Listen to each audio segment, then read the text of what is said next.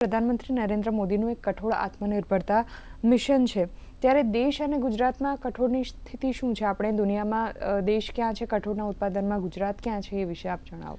જો આપણે ખાસ કરી અને કઠોળના પાકનું ભારત દેશ અને ગુજરાતના પરિપ્રેક્ષ્યમાં જો આપણે ચર્ચા કરીએ તો સમગ્ર વિશ્વની અંદર જે કઠોળના પાકોનું જે ઉત્પાદન થાય છે એમાં 25% જેટલું ઉત્પાદન એ આપણા ભારત દેશની અંદર થાય છે.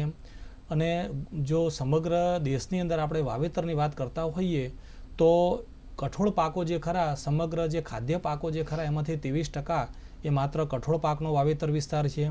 અને કઠોળ પાકો ટોટલ ઉત્પાદનના 10% જેટલો પોતાનો એમાં ફાળો એમાં પોતાનું યોગદાન એમાં આપે છે. ભારત જે ખરું એ કઠોળના વાવેતરમાં 30 મિલિયન હેક્ટર વિસ્તારમાં થાય છે અને 25 મિલિયન જેટલો એટલો ટન જેટલું એનું ઉત્પાદન થાય છે. હવે જ્યારે આપણે ગુજરાતની આપણે વાત કરતા હોઈએ તો ગુજરાતની અંદર પણ ખાસ કરી અને કઠોળ પાકોની અંદર ચણા, અડદ, મગ, મઠ જેવા પાકોનું ઘણા મોટા પાયે આપણે ગુજરાતની અંદર પણ વાવેતર થાય છે.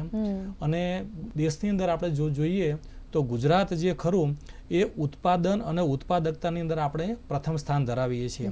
ખાસ કરીને ખરીફ અને રવિ સિઝન કે જે બે વાવેતરની મુખ્ય સિઝન છે એનું ટોટલ 1333 કિલોગ્રામ પ્રતિ હેક્ટર જેટલું ઉત્પાદન કે જે આપણે સમગ્ર ભારતમાં આપણે પ્રથમ ક્રમાંક આપણે ધરાવીએ છીએ.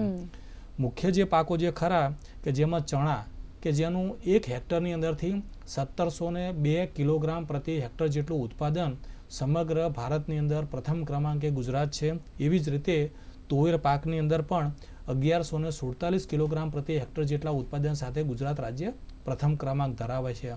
અડદ જે મુખ્ય પાક છે ખરો કે એ પણ આપણે 720 કિલોગ્રામ પ્રતિ હેક્ટર જેટલું ઉત્પાદન લઈ અને એ પણ આપણે સમગ્ર ભારતની અંદર આપણે ચોથા ક્રમ ઉપર આપણે સ્થાન આપણે ધરાવીએ છીએ.